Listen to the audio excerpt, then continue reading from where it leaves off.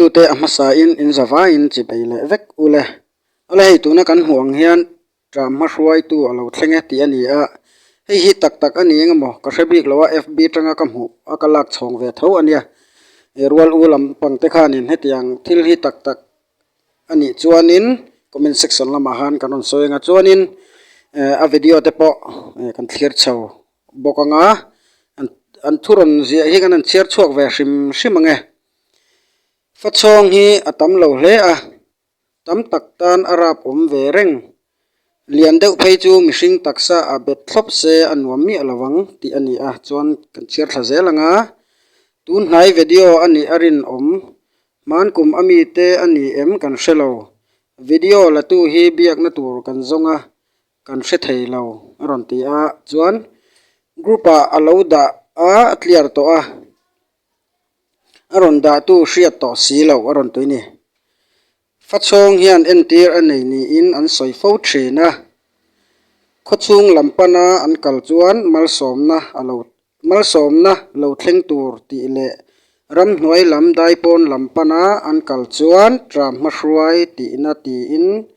soi ani to thin ti aron ani a hi kalau hrengai mi alowa amaro chu rol uten kan lo en fu ani chuanin hei hi thudik ani em ti kha comment section lama kan soi don ni chuan a video hi thlir chawang a hi moni hei high school kong murlen kong phaya kha hei ti ang hian an in zui vak moi hei in thil nge ni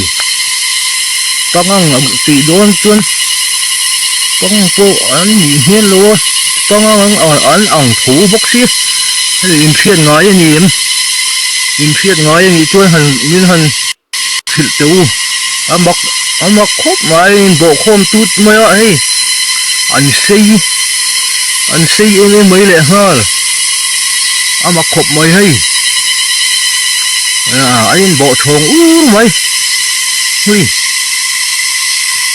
no en vero nge ni le in phiat zong te ni em amak khop mai